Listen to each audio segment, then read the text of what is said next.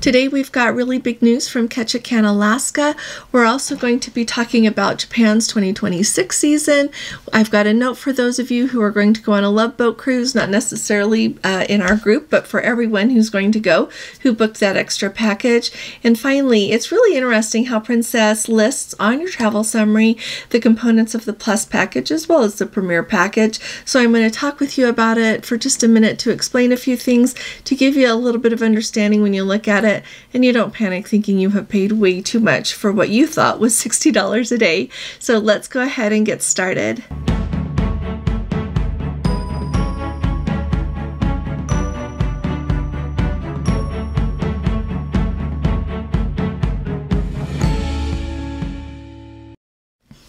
Hi there, this is Allison with Let's Go Travel Tips. Today is Monday. It is August 26th of 2024, and I want to remind you to join us for our live this evening. We always start at 8 p.m. Eastern Time, and would love to have you join us. We talk about cruising, bring your questions. We always have a fun time, so it'll be nice to see you there. Let's start off at the top with the big news coming from Ketchikan, Alaska. Yesterday afternoon, 4 p.m. local time there in Ketchikan, there was a massive landslide. Think of a mudslide. It came down the side of a mountain basically and ended up destroying 3 houses. Unfortunately, 1 person was killed and some people were injured and taken to the hospital.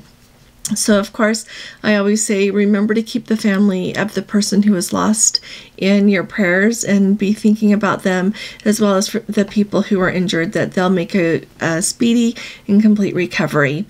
Now, the whole situation there, what's going on? So when this happened, of course, all of the emergency responders went into action, but they have also taken care to identify another area there in Ketchikan that also might slide, and so they have evacuated people from that area so that if the landslide does happen, they will be safe and not be in their homes.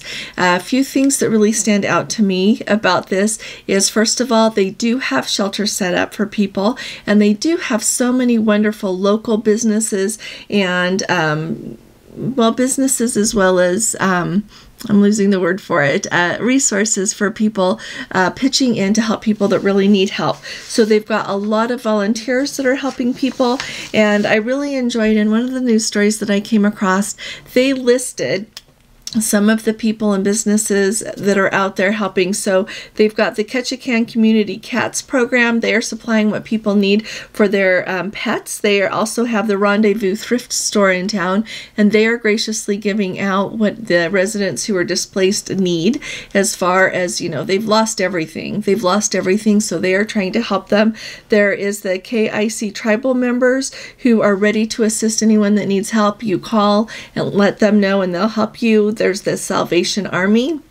They are giving out like the pillows, the blankets, shoes, because you don't think of what you lose when these things happen, and other things that people need. They also have the Moose Lodge. They are accepting, and I love this, accepting donations of blankets, water, snacks, things to help the evacuated families. And then finally, they talk about the Just Dandy coffee shop in town is supplying coffee to all of the first responders, all of the emergency workers who are helping take care of everything. So I just love hearing about people helping each other. It makes a horrible situation a little bit better when people help each other. When the way the landslide happened there, that road, the bypass, is going to be closed indefinitely. It's going to take a long time to be able to clean that up and to fix it again. So fortunately, we looked at the map, and there is another way to get, around town that you don't have to take that road. But it was a really big deal to be able to take that bypass there. Made it so that things went a little bit more quickly. I'm sure there's going to be more traffic in town for the people that live there, but such amazing people live there that I think things will, they'll get through this. Now, a lot of times as we talk about going on cruises and going to Alaska on a cruise, Ketchikan is a very popular cruise port there. So I thought I would bring up what I think is really important that we all think about when it comes to cruise ships going to Ketchikan during this time. I've taken a minute, some time, and read through a lot of comments on a lot of different Facebook groups and at the end of a lot of news stories. And it's interesting to hear the different things that people say. I think that one that stood out to me a lot is someone said, this is a disaster area. Why are you having cruise ships come? Now, when you look at the map where that landslide was, the area where the docks are, the areas where, like the shops where all of the cruise passengers visit, that area is completely unharmed. And so a few things come to my mind, and I want to hear what you think in the comments. And I think that one thing, so yesterday when this happened, clearly excursions were underway. There's no way you could have called it back. I saw one news report that I can't validate anywhere else that a cruise ship that was there today didn't do their excursions. And so what I'm wondering, if rolling forward we will see a little bit of impact on some of the excursions there in Ketchikan. I'm counting on those of you who will be going soon and for really the rest of the season to let me know what happens. But I also feel like there is not going to be as much of an impact as you would maybe guess, because it is a really big deal that they are able to carry out the excursions that they have booked and to have the cruise passengers come, because the people that live in that area, huge sector of the economy there is impacted by tourism. People that live there, a lot of them earn their money during tourist season to be able to last them throughout the year. And it's not just for extra fun things, it's to be able to have food to eat, to put clothes on their back, to be able to pay their rent, to be able to pay their mortgage, whatever it is really important what they earn during the tourist season. A lot of kids earn their money to be able to go to college. A lot more is impacted than you might think. So when you go to Ketchikan, still plan to do your excursion, still plan to go shopping there, because it helps out that local community. And I really do feel like, and this is important to note, that if it gets to the point that cruise ships couldn't come there, the community will speak up. It will speak up. Our Gordon's nephew and his wife live there in Ketchikan. Of course, we've already been in contact with them yesterday, and we had to make sure that they were safe and everything that was going on there, and they are safe. They live down from where the slide was, like at the other end of town. But I just really feel like it's important that we keep the perspective of how important what each one of us does is to someone else. You can be the person that makes all the difference in the world to someone else. So don't forget that. And I'll keep my eye on the news in Ketchikan and keep you up to date. Okay? Next, super fast. Now we've talked about the Love Boat Cruise around here a lot. It's coming up Saturday is Embarkation Day. But what I want to mention is I am getting, you wouldn't believe how many questions I am getting about that extra VIP package for the Love Boat Cruise that a lot of people have booked. So a lot of people are emailing me, and you're all very kind to ask me that aren't even booked in our group. And so I thought it was worth mentioning it here. One of my favorite emails that asked the most detail was, do I have a schedule of events? Nope. Nobody I know has a schedule of events except for probably the people who are running it as to what those Love Boat activities are going to be and what time. As far as the dress code goes, for the cocktail party and the dinner that were mentioned when they released the contents of that package, I would say wear what you would usually wear to a cocktail. Usually for gentlemen, that means a collared shirt. Some people like to wear a polo shirt to these things. Some people, I would say, if I were choosing, I would say wear a button-down long sleeve shirt for the gentleman, pair of trousers. Ladies, you could wear a cocktail dress or other, nice dress, or you could wear your nice slacks and a blouse. That's what I would suggest would probably be appropriate attire for the cocktail party and for the dinner. Okay. I'm really excited to hear about that. Gordon and I haven't booked it. Also, to go with that, they said they found videos online for the sail away party and the meet and greet. So the sail away party, if you have time, you should go watch our sail away from the last Love Boat Cruise. It was just fun. And I was trying to Gordon wasn't there, so I was trying to cover the whole thing and go back and forth and show you everything that was going on, but it was a ball.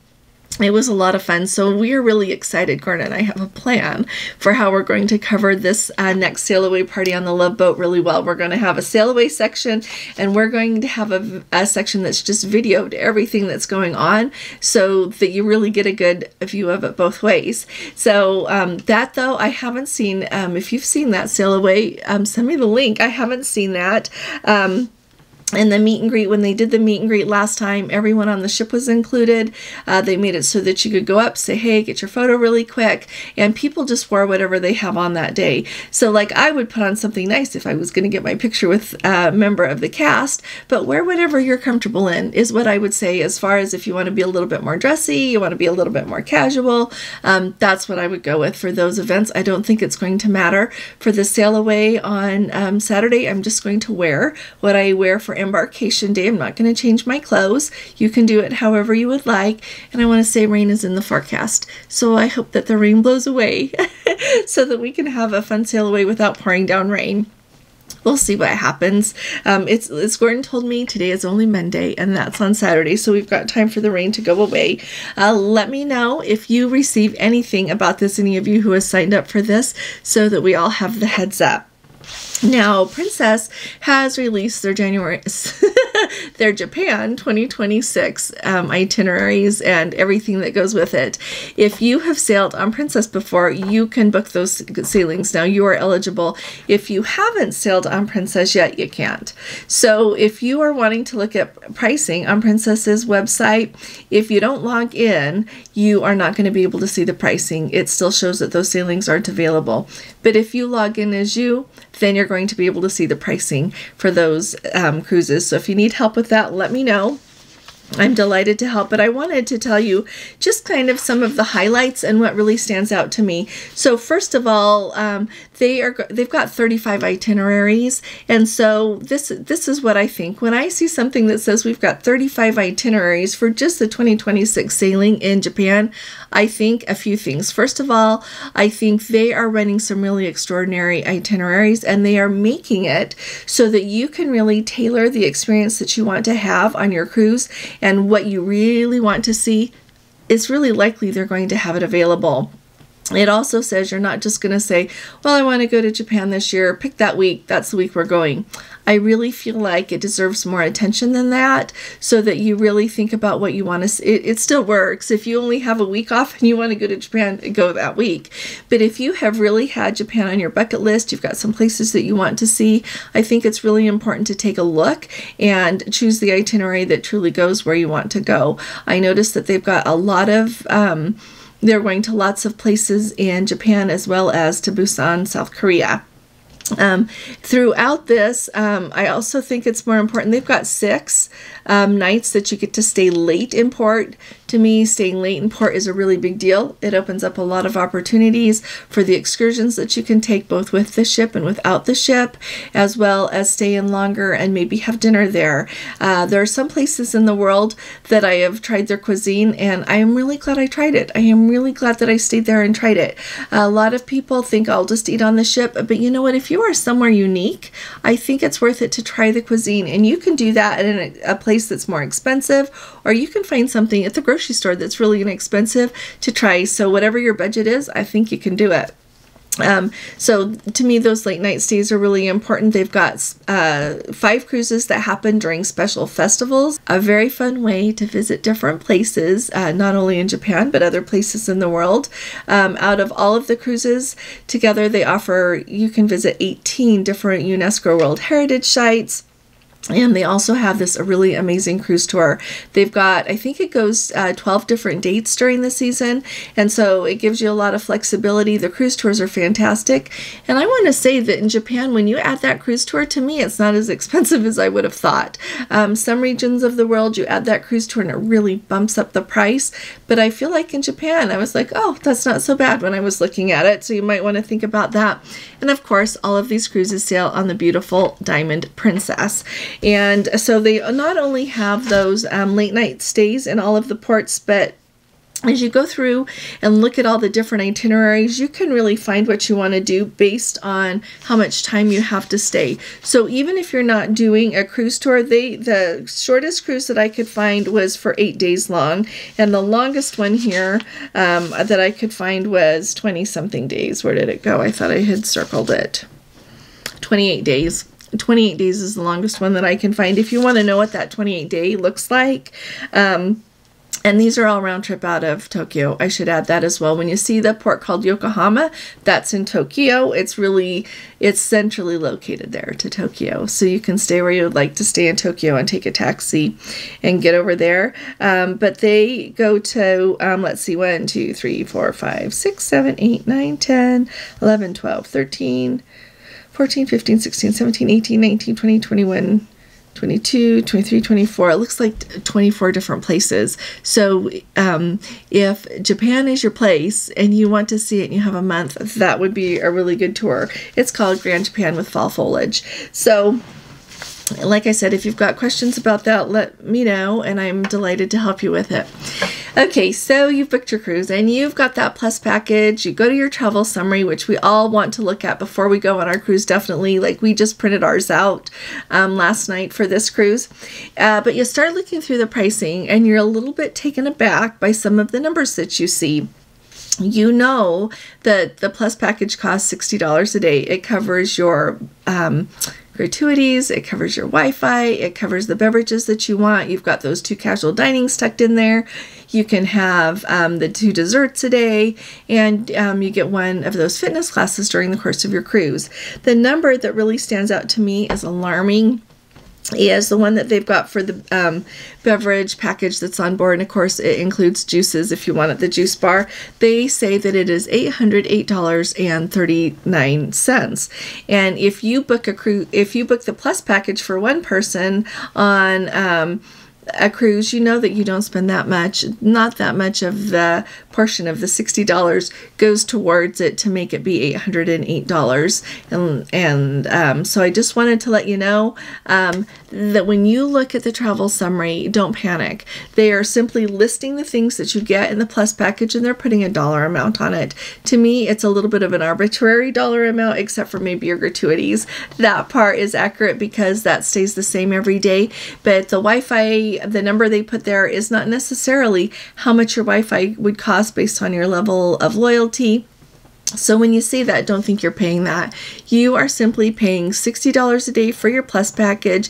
You're paying $90 a day now for that premier package. If you booked the premier package when it was $80 a day, you don't want to upgrade for that extra $10 a day to the $90, then you get what you paid for with that. If you're upgrading to the $90 or you've booked it now that it's $90 a day, you get what comes with it. But don't look at those dollar amounts and have it make you start worrying or being a little bit alarmed with what's going on. Your cruise price is staying exactly what you thought it was, and it's not changing. So I hope that helps you a little bit. I got an email from one of our Let's Go family members the other day, and I have noticed this before. They do it in a couple of places. Actually, I've noticed that, and had to think about it before, but when he sent me that email asking and pointing things out, I thought, you know what, I am sure that a lot of us have questions about that. So I hope that perspective helps you out a little bit. If you haven't subscribed to our channel yet, will you please hit that subscribe button? We surely are trying to get to 25,000 subscribers before Saturday,